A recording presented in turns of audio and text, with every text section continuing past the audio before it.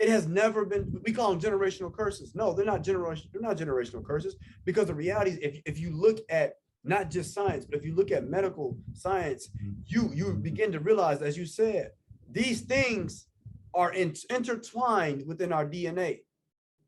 They're intertwined.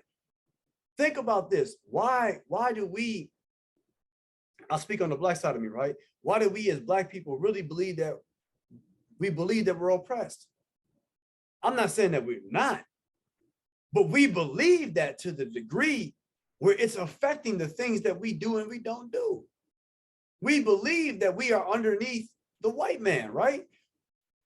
But these are things that have been taught to us and have been ingrained in our thinking for years. I mean, even if we go back to the conversation when we first started off the episode, is when you look at, when you go to a place of business or you go to an environment and you see a white child playing around, but now you see a black child, they can't play around. But yet they're looking around like they want to play, but they just won't. And so when you're looking at that and you begin to understand that it's because we've been taught and we've been trained unconsciously that we're not allowed to do that, because if we do, we're going to die. Right? We're going to die. And so that it begins to be ingrained in our thinking.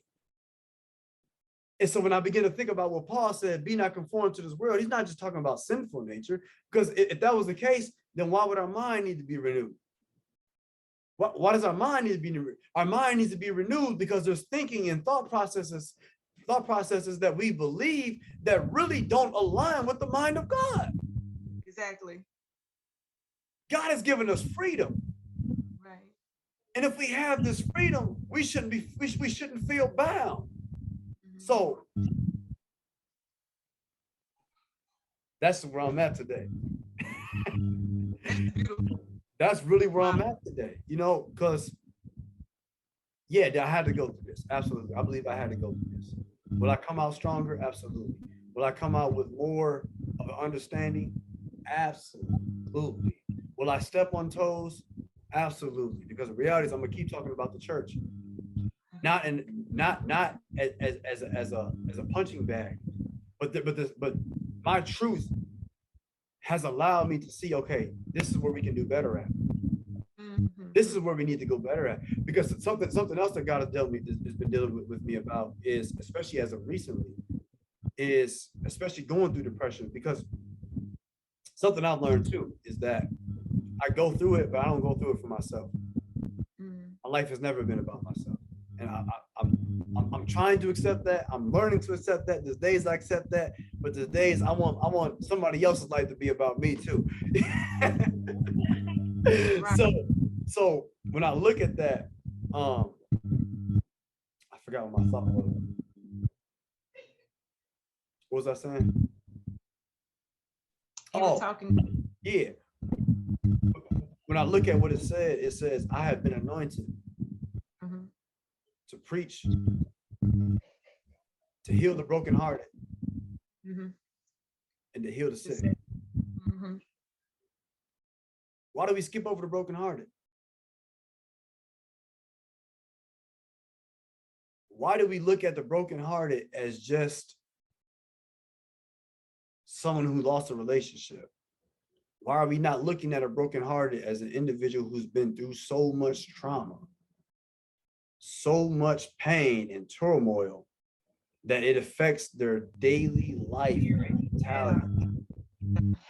It's their spirit is broken. It's their courage. It's their confidence. It's their self-esteem. It's their, like you said, it is their who they are is broken, right?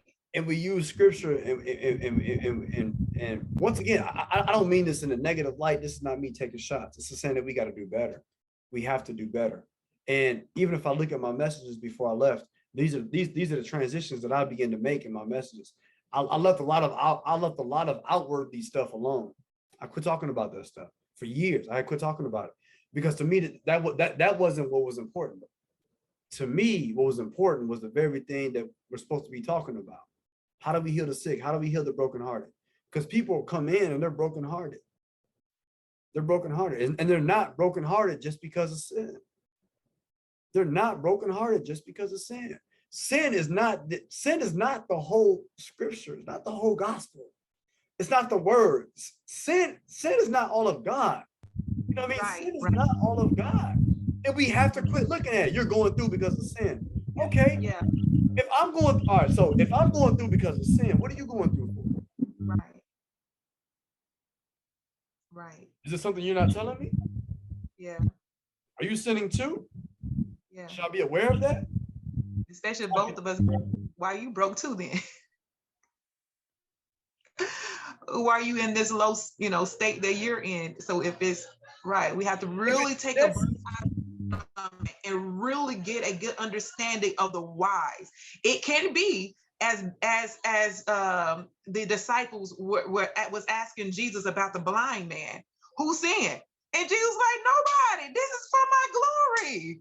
This ain't got to do nothing with that. Stop being so quick to condemn people. We're not going through all the time because anybody just did anything wrong. It is he's going through this because I'm trying to build something greater out of him. Joseph didn't sin, but he got put in the pit and all these different places so that he can be who God had already created him to be. So he had, and just for your story as well, no, there is no sin involved us having to go through A, B, and C. It is for God's glory.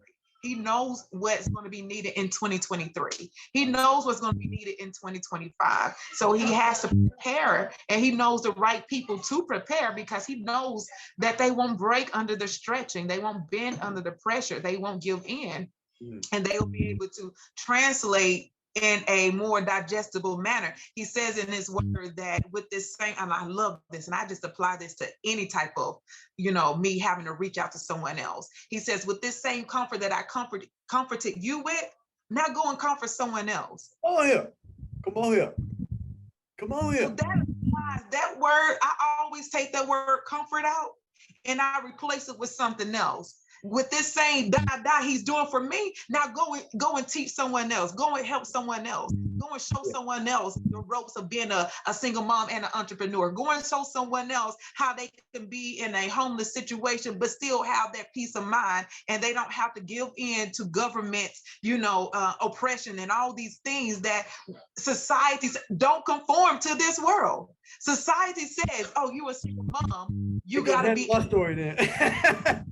You're a single dad, you can't get A, B, and C. Nowhere in the word of God. So we're going through these things so we could be the light, the example.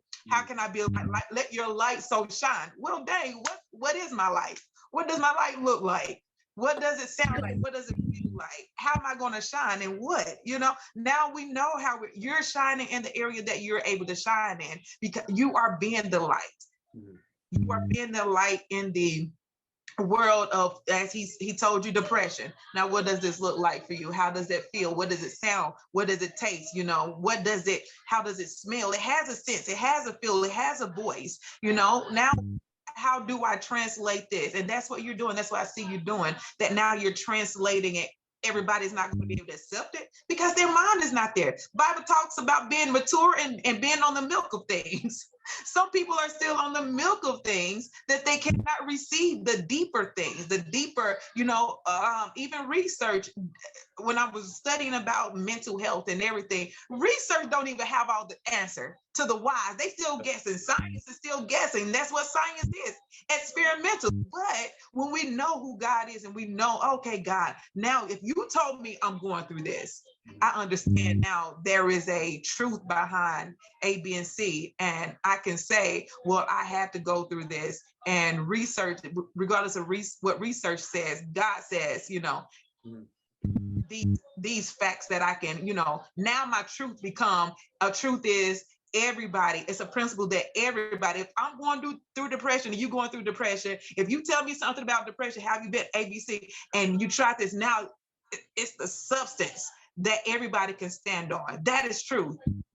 It's not an opinion. It's not a research. It's not a hypothesis. It's something that, well, if he says that, if, he went through all of this, And what came out of the essence that came out of it is this little bit of truth in it. Faith says that you can endure this. So you need to apply faith right here. Now, what does your faith look like? Now, that's a different story, but you can say faith works.